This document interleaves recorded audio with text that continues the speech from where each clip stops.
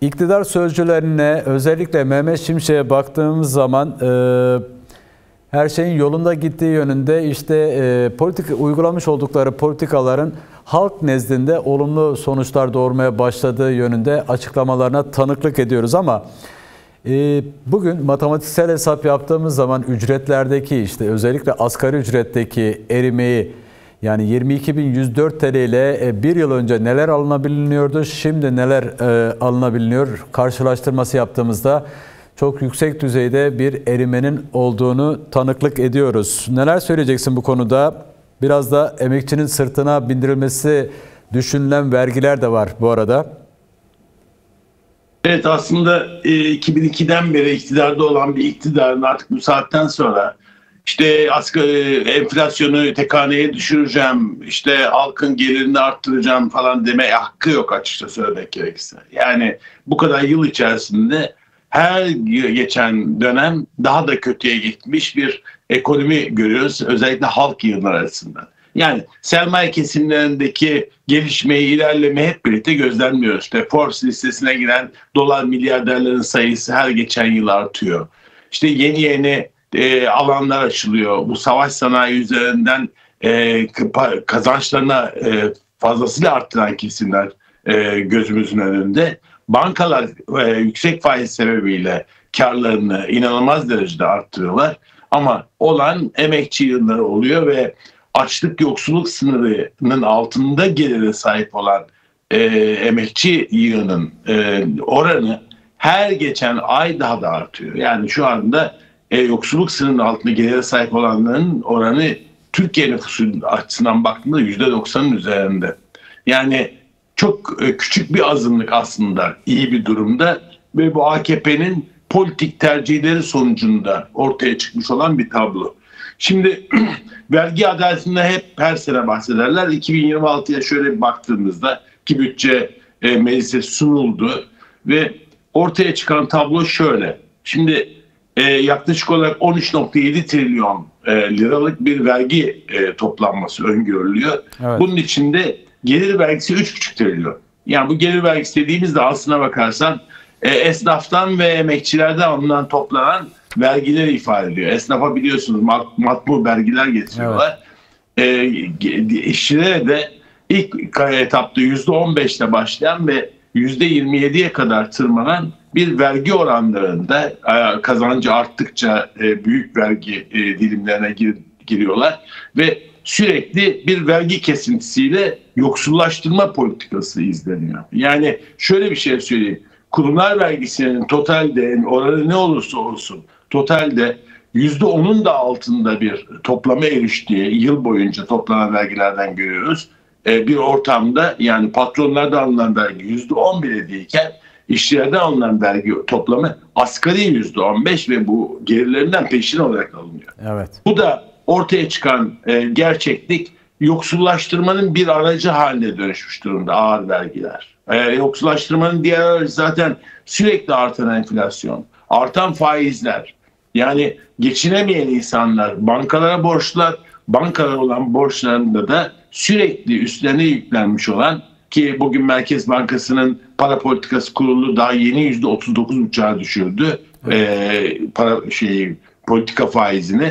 Bu demektir ki aşağı yukarı faizler yine %40'lar düzeyinde kalacak ve bu da konut almak isteyen, araba almak isteyen, hatta bireysel kredi çekerek geçimini sağlamak isteyen çok geniş bir kesimi ağır bir faiz yükünün altında tutmaya devam edecek. İşte alın size başka bir yoksullaştırma biçimi. Bu yoksullaştırma biçimi bu şekilde yaşanırken geniş yıllar açısından buradan bankaların inanılmaz karlar elde ettiğini, tefeci karlarının inanılmaz yüksek olduğunu da görüyoruz. Yani batak krediler bile tefecilerin işine yarıyor. Bankalarda ucuz fiyatı alıyorlar ve insanların başına bela alıyorlar. Bu açıdan mafya çeteleri oluşmuş durumda. Şimdi bundan da sınırlı değil elbette. Sermayeden alınması gereken ve telkin edilmiş olan vergiler var. İşte kimi zaman istisna denilen, kimi zaman muafiyet denilerek. Yani kurumlar vergisi 1,6 trilyonken beklenen vergi 3,7 trilyonluk vergiden vazgeçilmiş durumda. Daha peşin söylüyorlar biz bunu almayacağız diye. Bu neye denk düşüyor? Aşağı yukarı emekçilerden, esnaflardan toplanacak olan toplam gelir vergisi kadar zaten kamu tekellerden, büyük sermayeden vergi almaktan vazgeçiyorlar. Şimdi bunları hepsini bir araya getirdiğimizde bu politik tercihler karşısında ücretlerdeki erime, insanların yaşam haklarının ellerinden alınması, barınma hakkının elinden alınması yükselen kiralarla birlikte. Şimdi bunların toplamı tamamen AKP'nin politik tercihleriyle alakalı ve bu politik tercihleri karşısında yapılacak olan şey, tek yapılacak olan şey politik bir mücadele vermek. Tam yani da şöyle bir şey değil. Evet. Eyvallah Ertuğrul. Tam da mücadeleden bahsetmişken istersen asgari ücrete ilişkin gelişmelerle devam edelim. Şimdi biliyorsun asgari ücret tespit komisyonundan çekildiğini açıkladı. 2 tane konfederasyon. Biri Türk İş, diğeri Hak İş. Şimdi dün bu hafta başında asgari ücret için bir toplantı gerçekleştirildi ama onun da sonuçsuz kaldığını görüyoruz. Yani kendine bir işçi konfederasyonu diyen bir konfederasyonun ben küstüm oynamıyorum deme lüksü var mı böylesi bir sistemde? Ya tabii çok haklısın. Küstüm oynamıyorum deme hakkı yok ama hepimiz biliyoruz ki 28 senedir bu asgari ücret tespit komisyonu topladır. 15 tane üyesi vardır. Bunun 5 tane üyesi Türk İş ya da işte Hak İş üzerinden en fazla üyeye sahip işçi konfederasyonu olması hasebiyle geri kalan 10 üyenin 5'i işveren, Türkiye İşveren Sendikaları Konfederasyonu TİSKİ, 5'i de hükümet. Evet. Ne oluyor? 10 tane üyeyle karar alma imkanı var. Ve bu 28 yıldır devam eden bu komisyonun sadece 8'inde bir üçlü mutabakat çıkmış. Geri kalan tamamında işte ya Türk İş kenara çekilmiş, ben imzalamıyorum demiş ya da işte son açıklamayı işte saraydan beklemişler vesaire, böyle şeyler olmuş. Şimdi gelinen noktada aslında asgari ücret tespit komisyonunun tıkanması iyi bir şey. Bunu liste destekliyor. Fakat bunun karşısına ne koyup ne koymadıkları konusu bence çok önemli. Hepimiz açısından da önemli olması gereken şey bu. Dediğin gibi üçlü danışma kurulu toplandı ve hiçbir karar alamadı. Çünkü öneriyi hükümetten bekliyorlar. Hükümetin yasal bir değişiklik yapmasını bekliyorlar ve bu yasal değişikliği zorlayacak hiçbir davranış biçimi yok. Ve şunun arkasına sığınıyor. Hem Türk İş hem Hak İş özellikle. Diskine birazcık eylemler falan yaptı asgari ücretle ilgili. Geçen yıl hatırlarsınız. Bunlar da diyorlar ki sendika iş yerlerinde asgari ücret olmaz. Yani bizi ilgilendiren bir durum yok gibi bir pozisyona sokuyorlar. Ben size ilgilendirdiğini çok net bir şekilde anlatayım mı? Şöyle bir ilgilenme var aslında. Asgari ücretli işçi sayısının son 15-20 yıl içerisinde %50'lerin üzerine çıkıp %60'lara denk gelmesinin esas sebebi sendikaların mücadeleden geri durmalarıyla alakalı. Evet. Öyle bir nokta ki toplu sözleşmeli yerlerde bile kimi zaman asgari ücretteki artış toplu sözleşmedeki artışın üzerinde oldu.